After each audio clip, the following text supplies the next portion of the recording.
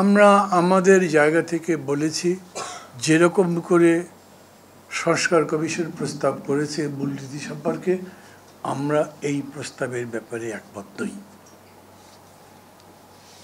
অনেকগুলো প্রস্তাবই আছে তাদের 166-র মধ্যে, অনেকগুলো আমরা মানে প্রায় ঠিক এক্সাক্ট আমার এখন মনে নেই। আমরা কালকেও বসছিলাম, প্রায় ধরেন 125-এর মতো অ্যারাউন্ড আমরা একমত হয়েছি, বাকিগুলো একমত হয়নি। যেগুলো একমত হয়নি সেগুলো তাদের সাথে কথাবার্তা বলতে থাকবো। রাষ্ট্রের মূলনীতি নিয়ে যে প্রশ্ন আছে সেখানে আমি আমার জায়গা থেকে একটা ব্যাপার খুব স্পষ্ট করে বলি, সেটা হচ্ছে রাষ্ট্রের নীতির মধ্যে সমাজতন্ত্র ছিল, এখনও অনেকেই আছেন সমাজতন্ত্র রাখবার পক্ষে।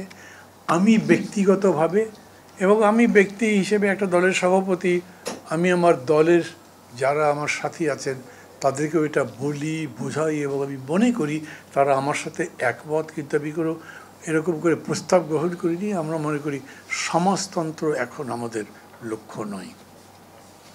মানে সমাজতন্ত্রের আমি এরকম মনে করি, আমি দোষারোপ করার জন্য বলছি না বা সমাজতন্ত্রের সমালোচনা করার জন্য বলছি না, কিন্তু রাশিয়া এবং হোল ইস্ট ইউরোপে সমাজতন্ত্রের ধস নামবার পরে, পতনের পরে, চেঞ্জ ওভারের পরে সমাজতন্ত্র মূলনীতি হবার কোনো কারণ নেই। আমাকে যদি বলেন আপনার প্রস্তাব হলে কি, আমার দল এই জায়গাতে একটা ওয়েলফেয়ার স্টেটের কথা বলি আমরা, এবং ওয়েলফেয়ার স্টেটের উপরে প্রতিনিয়ত গবেষণা হচ্ছে। আপনার এলএসির গবেষণা যারা যারা পড়েন তারা হয়তো দেখেছেন, ইজ রিয়েলি রিচ, মানে একদম আপডেটেড। প্রতিদিন আপনি দেখছেন যে কীরকম হলে রাষ্ট্রের কল্যাণ হতে পারে, অর্থনীতিতে কি কি বিষয় আসা দরকার। আমাদের দেশেও এটা হওয়া সম্ভব। আমি আমার বামপন্থী বন্ধুদের সাথে যখন কথা হয় তখন তাদেরকে স্ট্রেট বলি, ভাই আপনারা সমাজতন্ত্র বলেন না, আমার কোনো আপত্তি নেই, কিন্তু আপনি প্রোগ্রাম বলেন কালকে আপনি ক্ষমতায় গেলে কি করবেন দেশের জন্যে, মানে কি কি অর্থনৈতিক কর্মসূচি নেবেন which will be different from, absolutely different from other political parties. আপনাকে আলাদা করে দেখাবে যে এরা দেখো এরা এইভাবে এরা সমাজতন্ত্রী, এরকম কিছুই হবে না।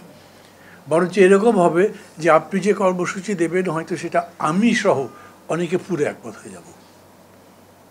মজা কি জানেন, অনেকেই খেয়াল করে না, আওয়ামী লীগ নাই এখন বা আছে যেভাবেই ধরেন, বিএনপি, জামাতে ইসলাম সবাই ওয়েলফেয়ার স্টেট চায়, কিন্তু কোনো দিন পার্টিগুলো পরস্পরের সঙ্গে আলোচনা করে নাই ওয়েলফেয়ার স্টেটের কনসেপ্ট তারটা কি আমারটা কি, এটার মধ্যে কোনো মিল আছে, কোন কোন জায়গাতে আমরা মিল করতে পারি। একটা বাজেট যখন দিল, এই বাজেটের মধ্যে ওয়েলফেয়ারের দিক কী কী আছে, অথবা এখানে একদম ওয়েলফেয়ারের অ্যান্টাই কিছু কিছু কর্মসূচি দেওয়া হয়েছে, কিছু কিছু প্রজেক্ট দেওয়া হয়েছে, সেগুলো কি কি এরকম করে কোনো জায়গায় হয় নাই।